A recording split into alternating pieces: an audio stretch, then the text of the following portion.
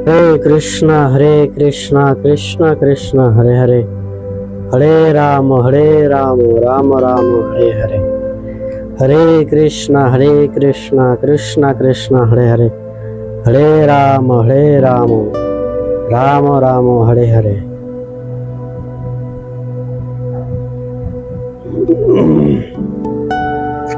हरे कृष्ण। आशा कরি সকলে ভালো আছেন, সুস্থ আছেন। তো আজকে আমরা ভগবদ গীতার বিষয়ে আলোচনা করব। যেহেতু আমরা ভগবদ গীতার বিষয়ে ধারাবাহিকভাবে আলোচনা করতেছি,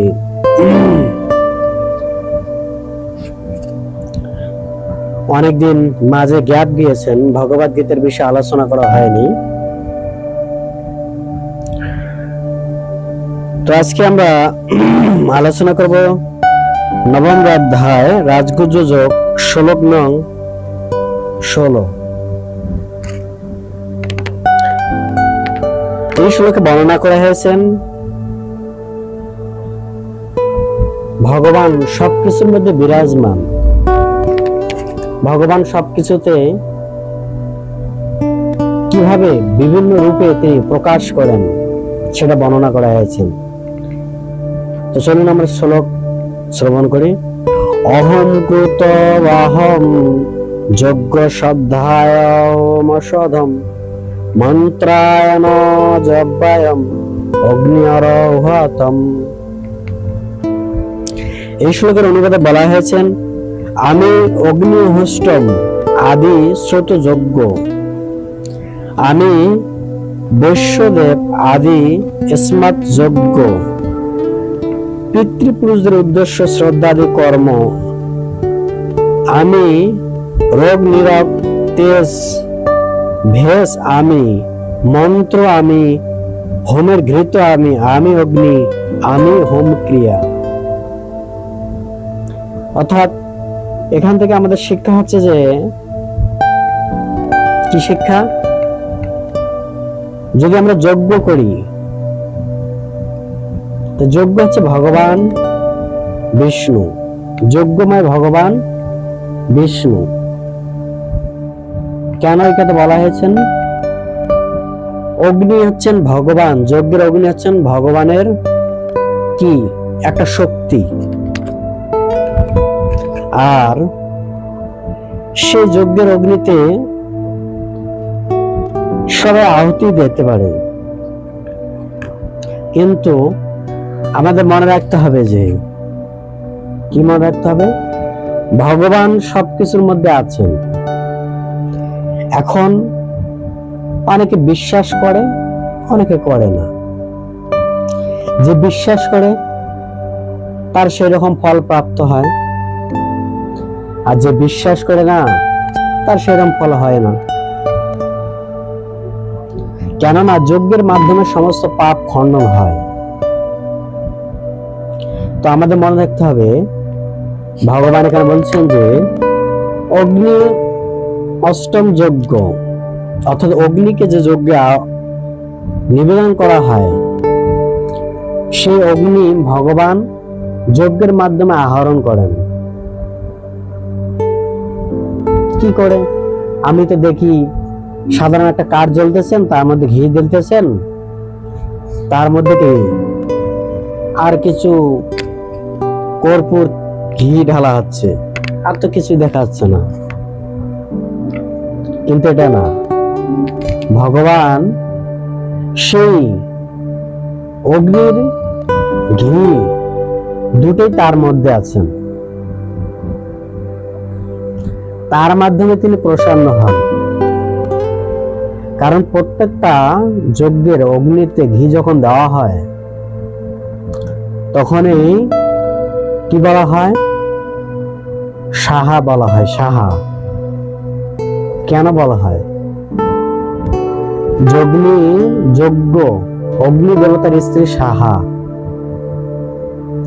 অর্থাৎ আমাদের যজ্ঞের মাধ্যমে ভগবান সেটা গ্রহণ করেন।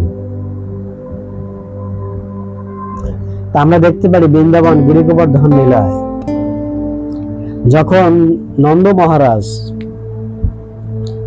তিনি দেবরাজ ইন্দ্রের উদ্দেশ্যে যজ্ঞ আহ্বান করেছিলেন। তা ভগবান কৃষ্ণ 7 বছর বালক জিজ্ঞাসা করছেন, বাবা এটা কি হচ্ছে, কারণ কি? তো তখন নন্দ মহারাজ কিছু বলতে চাচ্ছেন না, ছোট বালক কি বুঝবে। কিন্তু আপনার কৃষ্ণ তো জেদ ধরে বসে আছেন। তো জেদ ধরেছেন, বলছে বাবা বলো না কি হবে। তো এরকম এক কথা দুই কথা বলতে বলতে অনেক সময় কি হয়, বিরক্ত হয়ে যায় না। এরকম নন্দ মহারাজ বলছে যে আর ঠিক আছে বলছি, এটা আমরা দেবরাজ ইন্দ্রের উদ্দেশ্যে যজ্ঞ নিবেদন করতেছি। আর দেবরাজ ইন্দ্রের মাধ্যমে যজ্ঞ করার মাধ্যমে সে বৃষ্টি প্রদান করেন। আর বৃষ্টি প্রদান করার মাধ্যমে এই যে জমিতে ঘাস, এত সুন্দর ঘাস, সেটা ঘাস পুষ্টি সাধন করেন। আর সেই ঘাস খেয়ে গাভীরা দুগ্ধ প্রদান করেন। তখন ভগবান কৃষ্ণ বলছেন, তোমার কথা মানলাম, কিন্তু এই সমুদ্রের মধ্যে কে যজ্ঞ করে, যে সেখানে তো ঠিকই বৃষ্টি হচ্ছে। সমুদ্রের মধ্যে কে যজ্ঞ করে, সেখানে তো কেউ যজ্ঞ করে না, তাহলে সেখানে বৃষ্টি হয় কি করে? তখন তো নন্দ মহারাজের মাথা ঘুরে গেছে, এই ছোট বালক এই তথ্য জানে কি করে। ঠিক আছে, তখন বলছে যে দেবরাজ ইন্দ্র যজ্ঞ করে লাভ নেই। যজ্ঞ করলে কি করতে হবে?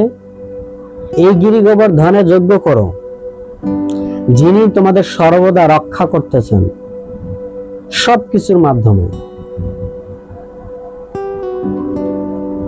তো তখন সেই যজ্ঞ কনভার্ট হয় কোথায়? সেই যজ্ঞ তিনি ভগবানের দিকে কনভার্ট করেন। তখন সমস্ত ব্রজবাসীরা, সমস্ত কি করেছেন, গোপিকারা, সেই যজ্ঞ, ইন্দ্রের যজ্ঞ বাদ দিয়ে তারা পাহাড়ের পূজা করছেন। তো গিরি গোবর্ধন কে? গিরি গোবর্ধন স্বয়ং ভগবান, কিন্তু সেটার মাধ্যমে তিনি প্রদর্শন করেছেন। কি প্রদর্শন করেছেন? যে যজ্ঞ হচ্ছে আমি, যজ্ঞময় বিষ্ণু। তো তখন ভগবান সেই গিরি গোবর্ধন থেকে প্রকট হয়ে বলছেন, আমি তোমাদের যজ্ঞ প্রসন্ন, তোমরা কে কি বর চাও চাইতে পারো। তো ভগবান এরকম আশীর্বাদ দিয়েন, এবং সবাই, সমস্ত ব্রজবাসীরা দেখতেছেন কৃষ্ণ সবকিছু গ্রহণ করতেছেন। থালা, বাটি, গ্লাস, অন্ন, ভোগ যা আছে, অল এভরিথিং কে কৃষ্ণ নিজেই সেটা গ্রহণ করতেছেন। কারণ কৃষ্ণ একটা লীলার মাধ্যমে তিনি জগৎকে শিক্ষা দিয়েছেন। যজ্ঞ হচ্ছেন ভগবান বিষ্ণু বা কৃষ্ণ। তা আমাদের মনে রাখতে হবে, সেই যজ্ঞের মাধ্যমে দেবরাজ ক্রুদ্ধ হয়েছেন, আমরা দেখতে পারি সে বৃন্দাবন ডুবিয়ে দিয়েছেন, ভগবান রক্ষা করেছেন। করেছেন কিনা? করেছেন। তাই আমাদের মনে রাখতে হবে, ভগবান বিষ্ণুকে যদি সন্তুষ্ট করা যায় যজ্ঞের মাধ্যমে, তাহলে অচিরেই আমাদের সমস্ত মনোবাসনা পূর্ণ হবে। কিন্তু আমরা যদি ভগবান বিষ্ণুকে সন্তুষ্ট না করে অন্য কাউকে সন্তুষ্ট করতে যাই, তাহলে সেটা আমাদের জন্য সমস্যা হয়ে যাবে। তো আজকে সেটাই শিক্ষা দিয়েছেন যে ভগবান বলছেন যে যজ্ঞের সবকিছু আমি। তো যজ্ঞের সবকিছু যদি তিনি, তাই আমাদের যজ্ঞ করা উচিত প্রত্যেকেরই।